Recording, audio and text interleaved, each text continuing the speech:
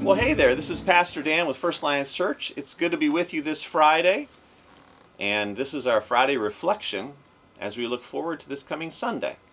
We have been, in the month of August, walking through the stories of our lives, and that is my friend Willow. She is my son's dog, and she just wants to be around wherever I happen to be. So, during the month of August, we have been spending time talking about stories. And our stories are how God is writing in our lives. Some would say it's His story or history. It's how God is operating in the lives of people. Some people are more aware of it than others, but God is active in our world, and that is the picture that we get from Scripture. So as I've thought about Scriptures each and every week, well, hello there, Willow. One of the things I've thought about is how God is involved in our stories. And, okay, go away. Honey, go away. Get down. Go away. Go away, please. Come here. Lay down here. Lay down. No, lay down here. Lay down. So as I thought about stories from the Old Testament where God is involved, one of the stories that comes to mind is the story of Esther and Mordecai. You remember that Queen Esther became the queen when Vashti no longer pleased Xerxes. And during that process, there was a situation that came up where the Jews were in danger.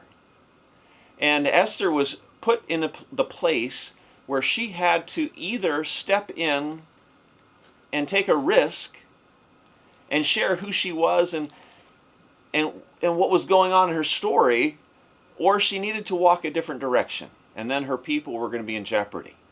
And you can read all about it in Esther chapter, well, the book of Esther, and the chapter that I'm going to look at just a little bit today is chapter 4.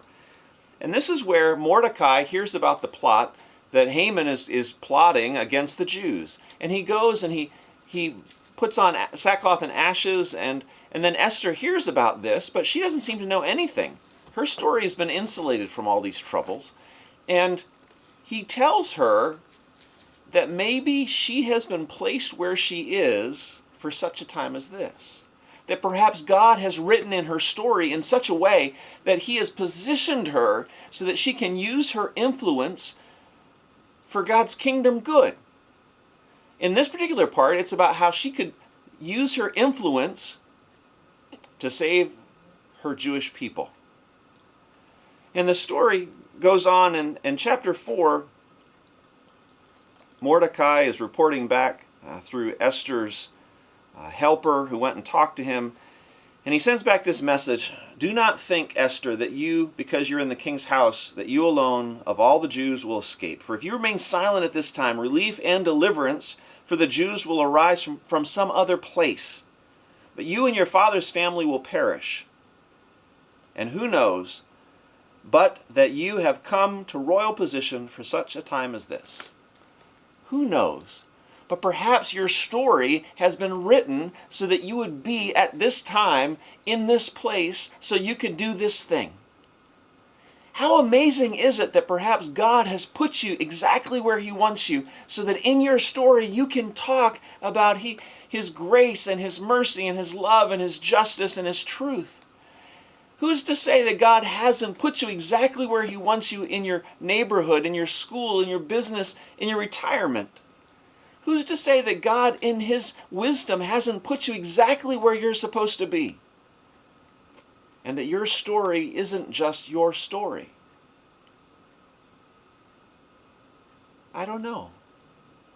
I wonder if there's more going on than meets the eye. So often, that's the way God does it. There's always more going on than what we can see or observe. Well, that's what makes God such a beautiful and powerful and personal person. That He's with us in our journey, and there's always more going on than meets the eye. So what's He doing in your story today? What has He prepared for you to do?